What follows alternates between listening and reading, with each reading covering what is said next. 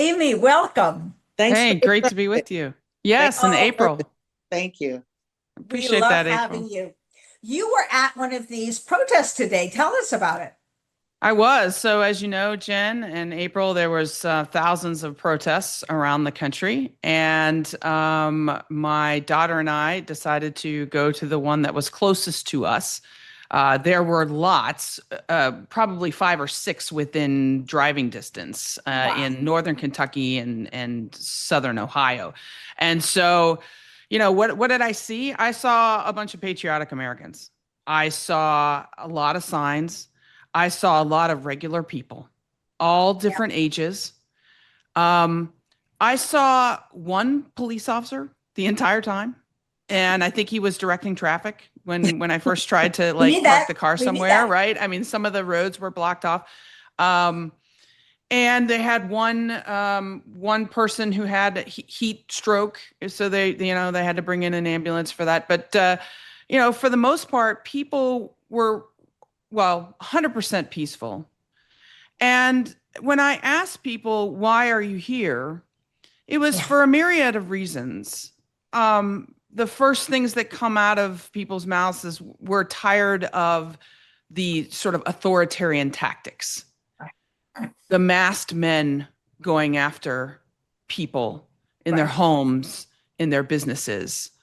There's a lot of people that had signs that talked about human rights, due process, Yeah. getting back to the Constitution itself. Of course, the Oh, theme was no king, so there was lots of, you know, things against Donald Trump and signs like that. But really, people just are tired of the intimidation of yeah. this president. They're tired of the use of the military on the streets So of how Los did you Angeles. feel seeing U.S. Marines, National Guardsmen nationalized by the president on the streets of Los Angeles? As someone who has served her country, who knows the dangers we face, we're in there's a Middle East war raging. What did you think when you saw that? Well, my first reaction was sadness because I don't want my beloved Marine Corps to lose the trust that the American people place in it. And so to me, I feel like deploying them to the streets of Los Angeles where they're not needed, Yeah. where the governor does not want them, where the mayor does not want them, and the people do not want them there, is appalling to me. And also the fact that, Marines, we're trained for war fighting. We're Yeah. Yes. we're not trained for law enforcement. Yes, we do some small training in that sort of thing. I'm not going to say it never happens, Right. but it's just not our core mission. Right. And so you Right. would not send the LAPD over to Afghanistan to fight the Taliban. You wouldn't send them over to war. Right. Likewise, you should not send the United States Marines to the four blocks of Los Angeles, particularly when they're not needed. And the other thing about it that really worries me and that we don't talk about enough is that you're taking the Marines away from their normal training cycle. You're Yes. taking them Yeah. in many cases away from perhaps their leave. Marines are expeditionary, they deploy. So they're Hmm. gone a lot. So when they're home back in 29 Palms, they're with their families. They're training for the next time they have to go. And all of that stuff is very important. And so when you say, oh, I think we're just going to take them and put them on the streets of LA for 60 days, no big deal. That is a big deal. Yeah. It's a big deal for them.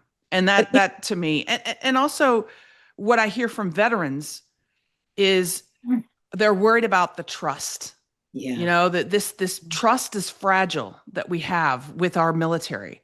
And when it's being used for political purposes, for a tool of a wannabe dictator, and this is what General Milley was referring to when he left office, um, that is very scary, and it erodes that trust that is so important for our country. Amy, can I ask you a question really Yes, fast? ma'am. I am concerned with how the president has been talking to our military.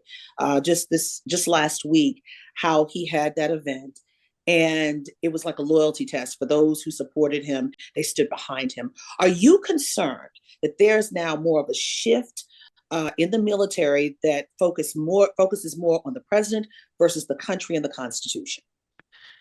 Well, I'm certainly concerned. I will say that I have a lot of respect and believe in my fellow Americans who wear the uniform. I think for the most part, they are extremely professional. You know, the military is the most diverse Yes. group that we have in this entire country. And The first federal organization integrated. Yes. yes. And so it is made up not only in terms of diverse ethnicity and religions and different people from all walks of life around the country, but also a diversity in terms of politics. So not everybody in the military, despite popular belief, is conservative. It's actually just divided just like America. So the problem is that it has been extremely and the norm is the apoliticization of the military. It's not supposed to be politicized. So things that Donald Trump has done that may not have even made the front pages of the news. For example, wearing a MAGA hat at the graduation ceremony at West Point, doing a pass and review with that hat on, giving a political speech in front of the 101st Airborne Division at Fort Bragg with them cheering. You know, the military is trying to figure out how to deal with this because we've never had to deal with this before. We've never had such an unprofessional, disrespectful president, commander in chief. And so the military is caught in this place where they don't really know what to do. And sometimes they're not, in my mind, making some of the right decisions. But, you know, this is new for many of these leaders. I think a lot of them are concerned about getting fired. Absolutely. And we've already seen the top ranks of the military decimated. And we've already seen what happens when you put a Fox TV host as head of the Secretary of Defense. There's a real leadership gap. What do you think the conversation is at the levels of the three stars, the admirals? Is there some discussion about how far they will go? Do you think that they are coming up with an approach to deal with a president who really does not have, frankly, the values that they have sworn an oath to uphold? I think the higher ranking officers in our military are extremely professional. And I do believe that many of them are taking a good internal look at what their red lines are going to be in the next 4 years. And it's from what I've seen so far, my worry is that it's a kind of a slow trickle, Jen. You know, at one point you allow the banning of books at the Naval Academy. That seems kind of maybe small. Where's the slippery slope? Now you're deploying Marines to the streets of Los Angeles. Now you're selling Trump gear at Fort Bragg.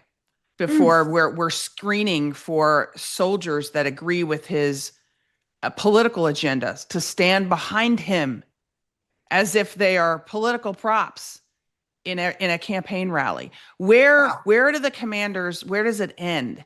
And that's my concern there. And then you brought up an almost a even bigger issue, and that is the issue of America's place in the world right now and the dangers that we are looking inward and have completely incompetent national security team. Remember last time Trump was in office, he had some competence. He had H.R. McMaster, General Mattis, General Kelly. I didn't agree with John Bolton, but he was pretty competent in many ways. Now, Donald Trump is surrounded by sycophants, by conspiracy theorists. Our director of national security is a conspiracy theorist. He sent his top negotiator to Ukraine, Gaza, and to Iran. He was a golf buddy who has no experience in negotiation or international diplomacy in any way, shape, or form. And look at what that has gotten us. And meanwhile, the military, we're going to be the ones that are weakened here because of that.